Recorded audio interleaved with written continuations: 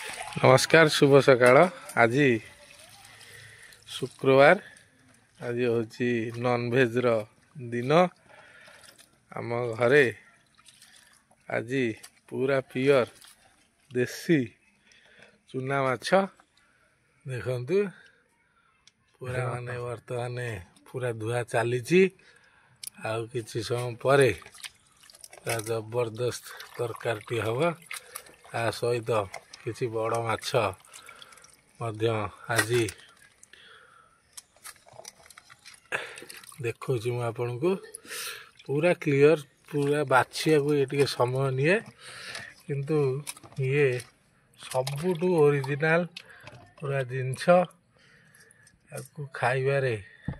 शरीर पर जिते उपकार किणा माछरे बरं शरीर पर क्षतिकारक कारण केते दिन केते दिन बरफ रे रहिला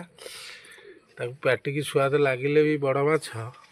किंतु यह शरीर पर क्षतिकारक। आ गोटे मु माछ देखौछि देखंतु एटा होछि हमर पूरा सेउल डांकिया देखंतु पूरा पाखापाखि मु देखौछि 500-600 ग्राम सेउल डांकिया ता सहित गड़िसा कंटिया आ किसी बड़ माछ आईछि। सेउल कहतनी सेउल हूँ तो माछ तरकारी पाटरू कार छाड़े आज ये जहा हो बहुत दिन पर किंतु देखो गोटे दुर्भाग्यर विषय आजिकल आज की 15 वर्ष तले बिल बारी बजा मुगुरा ठू लगे सबु प्रकार देसी माछ लोक मैंने खाई पारथिले किंतु एबे जो रासायनिक कीटनाशक औषध सार जो औषध पड़ुची बिलबार आउ माछ मिलूना जहाँ फल आभली देसी माछ आपण मैंने खाइबार वंचित होउछन जो एते विषाक्त जो बिल बारी रे माछ रहूना से धान को आम अमल करी आम खाऊचु माने चिंता करते सी केते विषाक्त हो केवल आम वर्तमान नकली जिनिस खाई निज शरीर रे रोग निमंत्रण करी आम डाकुचु मोटा ओरिजिनाल जिनस माने चूना माछ पूरा देसी माछ विषय से स्वास्थ्य संबंधी समस्या देखली आपण माने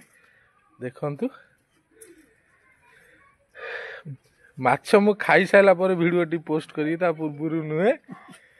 कहीं ना कहे गोटा खुशी भजा हला बेले आ किसी देखी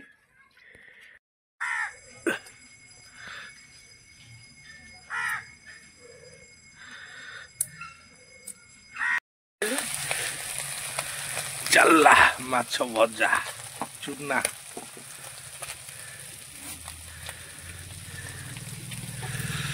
काठ चुली रोसई मो बो करची हो क्या